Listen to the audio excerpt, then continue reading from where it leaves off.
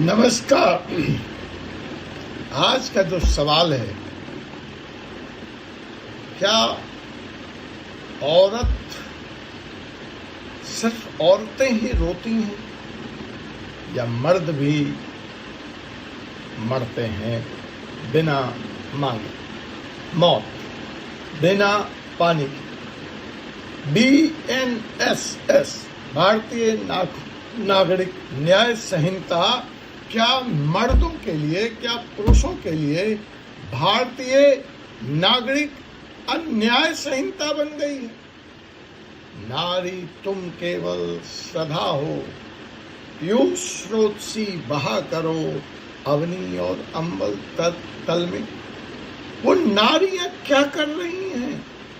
क्या ये नारियां उसी जयशंकर प्रसाद के कविता की पंक्तियां रह गई हैं? क्या यह नारियां वही रह गई हैं जिसके पूजा और अर्चना करने की बात इस देश में, भारत व देश से जहां नारियां पूजी जाती? नवरात्रि का महीना चल रहा है, शक्ति की पूजा है, नारियों की पूजा है, महिलाओं की पूजा है। लेकिन हम जो आज कहने जा रहे हैं, हम जो आज सवाल पूछने जा रहे हैं कि आखिर यह एक तरफा कानून कब तक चलेगा इस देश में, और भारतीय नागरिक अन्याय संहिता, न्याय संहिता में मर्दों के लिए कब बदलने जा रहा है? पुरुष सजा सिद्ध होने से पहले ही कसूरवार ठहरा दिया जाता है और उसके सजा की प्रक्रिया शुरू हो जाती है। और दूसरी तरफ है हत्या महिलाओं के द्वारा, दूसरी तरफ है हनी ट्रैप, दूसरी तरफ है फर्जी रेप और 400 करोड़ रुपए के एलिमिनी मेंटेनेंस का दावा। और ऐसे दावा कितने पुरुषों को सुसाइड करने पे मजबूर कर रहे हैं आप जानते हैं? क्या आप यह मानते हैं कि इस देश में अब शादी करना ही सबसे बड़ा अपराध हो गया? आप मर्डर करके छूट सकते हैं इस देश में, आप व्हाइट क्राइम करके छूट सकते हैं, आप इकोनॉमिक फ्रॉड करके छूट सकते हैं, आप शराब घोटाला करके भी छूट सकते हैं, लेकिन जनाब आप शादी करके नहीं छूट सकते। तो अब शादी ही सबसे बड़ा अपराध बन चुका है इस देश में। और मुझे यह कहने की भी इजाजत दी जाए, मुझे कोई गुरेज नहीं है कि शादी होते ही वह मर्द अपराधी करार दिया जा रहा है। हर शादीशुदा मर्द अपराधी हो चुका है। अदालतों ने यह मान लिया है कि महिलाएं जो कोर्ट में आके कहती हैं कि मैं गीता की कसम खाकर कहती हूँ कि मैं इस अदालत में जो भी बोलूँगी सच बोलूँगी और सच के सिवा कुछ और नहीं बोलूँगी, तो क्या अदालतों ने गीता की इस कसम को बिना जाने समझे परीक्षण किए अंतिम सत्य मान लिया है? नमस्कार, मैं हूँ advocate doctor Ajay Kumar Pandey, Supreme Court of India से। और आज का यह वीडियो उन पुरुषों के नाम, उन मर्दों के नाम जो बोले तो जालिम और चुप रहे तो कायर, और अगर आत्महत्या कर ले तो एक और केस बंद। तो जी हाँ, अब हत्याओं का दौर शुरू हो चुका है। प्रताड़ना तो छोड़ दीजिए कानून के द्वारा या कानून के हाथों, अब दौर और समय हत्याओं का है। क्या यही कानून का संतुलन है, या कानून अब सिर्फ एक पक्ष का वकील बनकर रह गया है? तो आइए समझते हैं इस एक तरफा कानून की कहानी। अगर आज की तारीख में कोई मर्द शादी करता है तो उसको दहेज में क्या क्या मिलता है? वैसे दहेज लेना जुर्म है, वो तो मिलना बंद हो गया, वो तो मिलता नहीं, आप डिमांड कर नहीं सकते। लेकिन आपको कुछ शादी के साथ कुछ गिफ्ट्स आते हैं, उपहार आते हैं। देखिए वो उपहार क्या क्या है। उपहार नंबर 1, गिफ्ट नंबर 1, ध्यान से सुन लीजिए मेरी बात। आप इन गिफ्टों को देखते नहीं है खोलकर, लेकिन जैसे ही आपकी शादी के बंधन में बने, आपको ये गिफ्ट आपके रिश्तेदार पत्नी की तरफ से दे देते हैं। वो गिफ्ट क्या क्या है? गिफ्ट नंबर 1, धारा 85 BNSS सेक्शन 85 पहली गिफ्ट घरेलू हिंसा डोमेस्टिक वायलेंस में केस दर्ज होते ही जेल। गिफ्ट नंबर 1 जेल का इंतजाम पक्का। अब मिला दूसरा गिफ्ट। अगर गलती से पत्नी की साड़ी कह दिया यही लेके आई हो अपनी घर से, या गाड़ी ले आओ एक ही गाड़ी है, या कुछ भी मांग लिया, घड़ी मांग ली, घोड़ा मांग लिया, हाथी वाथी तो अब मिलते नहीं, ठीक है। तो दूसरा गिफ्ट नंबर मिला आपको धारा 69 सेक्शन 69 ऑफ BNSS दहेज प्रताड़ना में सीधे गिरफ्तारी का इंतजाम है यहां भी आपका। तो गिफ्ट नंबर 2 मिल गया आपको दहेज प्रताड़ना डिमांड फॉर डॉरी। और उसके बाद धारा 482 CRPC। यह आखिरी उम्मीद थी कि अगर किसी व्यक्ति के खिलाफ कोई झूठा केस दर्ज हुआ है तो हाई कोर्ट को इनहेरेंट पावर दिया गया था हस्तक्षेप करने का, और उसके तहत वह झूठे केस को समाप्त कर देती है। लेकिन अब यह प्रक्रिया भी एक रूटीन बन गई है और 482 भी बरसों तारीख खेलती रहती है कोर्ट में। तो ठीक है, तो ये 3 गिफ्ट मिले आपको। चौथा गिफ्ट एलिमिनी। अगर गलती से आपने कह दिया कि अब नहीं रहना तो एलिमिनी के नाम पर करोड़ों की मांग। अभी हाल में सुप्रीम कोर्ट में एक केस आया जहां पत्नी ने 400 करोड़ रुपए मांगे। 2, 4, 5 करोड़ के दौड़ अब समाप्त हो गए। खैर 30 करोड़ में ये समझौता हुआ जज साहब के हस्तक्षेप के बाद सुप्रीम कोर्ट में 30 करोड़ में, जी हाँ। और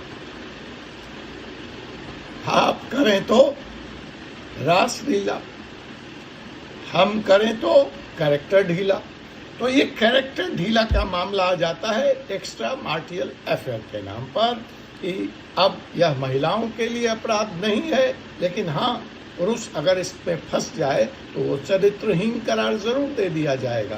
तो मामला तो अभी लंबित है कि पत्नी के साथ भी अगर आपने बिना मर्जी उसके ना कहने पे संबंध बनाया तो आप बलात्कार के आरोपी हो सकते हैं। खैर इस पे अभी कोई कानून नहीं आया है। और सेक्शन 498A तो है ही, जिसका दुरुपयोग अब कोई नई बात नहीं है। सुप्रीम कोर्ट कई बार टिप्पणियां कर चुका है कि धारा का सबसे ज़्यादा मिसयूज हो रहा है, तो वह 498A ही है। क्या यह सब काफ़ी नहीं था पुरुषों के खिलाफ, शादी के खिलाफ? अब तो हत्याओं का दौर शुरू हो चुका है। क्या यह न्याय है या न्याय के नाम पर कुछ और? देखिए, कुछ ही हफ्तों का डाटा देता हूँ, कुछ ही हफ्तों की बात करता हूँ। पत्नी ने पति का गला घोंटकर 100 को जलाने का प्रयास किया। यूपी की औरैया में पत्नी ने सुपारी किलर को बुला दिया। बेंगलोर में पत्नी और सास ने मिलकर real estate tycoon, real estate businessman पति की हत्या कर दी। और मेरठ में तो हद हो गई साहब, 100 के 15 टुकड़ों में काट कर ड्रम में भर दिया गया। क्या यह सिर्फ क्राइम है या वह एक सामाजिक सच है जो कहती है कि अब महिला वास्तव में स्वावलंबी हो गई है, इंडिपेंडेंट हो गई है, वह कुछ भी कर सकती? उसे रोकेगा कौन? कानून? वह तो मर्द को ही दोषी मानता है। और फिर है फर्जी केस और हनी ट्रैप का खेल। हत्या के बाद अगर जान बच गई, आज हर दूसरा सफल पुरुष सबसे ज्यादा डरा हुआ है। वह डरता है क्योंकि कोई भी महिला उसे सोशल मीडिया या शादी.com पर फंसाकर फर्जी रेप का केस कर सकती है। कोई प्रेमिका झूठा बोलकर बलात्कार, दहेज या मैरिज प्रॉमिस का केस कर सकती है। पुलिस बिना जांच के आपको गिरफ्तार कर सकती है और केस तो कोर्टों में सालों दर साल चलता रहेगा। और अगर इन सब से लड़ते झगड़ते जीवंत बने रहते ताकत बनाए, अगर आप बेगुनाही साबित कर भी देते हैं तब तक जीवन आपका समाप्त हो चुका हो। बीएनएस में भी, बीएनएसएस में भी इस तरह के फर्जी मुकदमे, इस तरह के हनी ट्रैप, इस तरह के झूठे रेप के मुकदमे के बारे में कोई खास सुरक्षा नहीं है। तो क्या यह समय नहीं है कि सारे पुरुष मिलकर मांग करें इस संविधान से, इस देश के कानून निर्माताओं से, ये साहब फॉल्स एलिगेशन एक्ट तो बना दो, फर्जी मुकदमा रुके इस देश में, या उसको रोकने के लिए कोई कानून ही नहीं, तो फॉल्स एलिगेशन एक्ट बना दो। हर केस में पहले से महिला को पीड़िता मान लिया जाता है, कम से कम इस एक्ट में तो वो पीड़िता के तौर पर नहीं आएंगी, एक्यूज्ड के तौर पर आएंगी। आत्महत्याएं और कोर्ट में मर्दों की मौत, यह अब आम हो चुका है। या तो वो कोर्ट के बाहर मरता है या कोर्ट में मरता है। हर साल हजारों पुरुष आत्महत्या करते हैं, अपनी पत्नी, ससुराल या फिर कोर्ट सिस्टम से परेशान होकर। अगर मैं 2023 के आंकड़ों की बात करूं तो महिलाओं की तुलना में 2 गुना ज़्यादा पुरुषों ने आत्महत्या की, 2 times more than women suicide। 400 crore तक की एलिमनी मांगी गई इस देश में। परिवार से अलगाव तो आम है, बच्चों से पिछड़ाव भी चलन बन चुका है। और कोर्ट में क्या मिलती हैं? तारीखों पे तारीख। और अंत में मर्द से क्या कहा जाता है? तुम मर्द हो, सहन करो, तुम मर्द हो, रो मत, तुम मर्द हो, तुम रो नहीं सकते। लेकिन अब मर्द मर रहा है, तिल तिल कर मर रहा है, हर पल मर रहा है, और पूरा के पूरा सिस्टम चुप। क्या बीएनएस में पुरुषों के लिए अलग से कोई सुरक्षा की बात नहीं होनी चाहिए? अगर महिला के लिए हर मंच है, वुमेन्स कमीशन है, महिला समर्थक कानून है, तो पुरुष के लिए कोई कमीशन क्यों नहीं है? अगर महिला सुरक्षा के लिए निर्भया फंड है, तो पुरुषों के आत्महत्या को रोकने के लिए कौन सा फंड है? अब वक्त है बदलाव का। अब मांग है जेंडर न्यूट्रल कानूनों की। अगर कोई महिला हत्या करती है तो उसकी सजा माफ क्यों हो? अगर कोई पुरुष झूठे केस में फंसता है तो उसे न्याय कब मिलेगा? इस वीडियो को हर उस मर्द तक पहुंचाइए जो चुप है, जो टूट चुका है या डर रहा है। हमें कमेंट करके बताएं कि क्या आप पुरुष आयोग, मेंस कमीशन की मांग करते हैं, और 4C सुप्रीम लॉ को सब्सक्राइब करें, क्योंकि हम उठाते हैं हर उस आवाज़ को जो न्याय की तलाश में। मैं हूं एडवोकेट डॉक्टर जय कुमार पांडे, और फिर मिलते हैं एक लीगल एक्सपोज के साथ। जय हिंद, जय भारत, जय संविधान।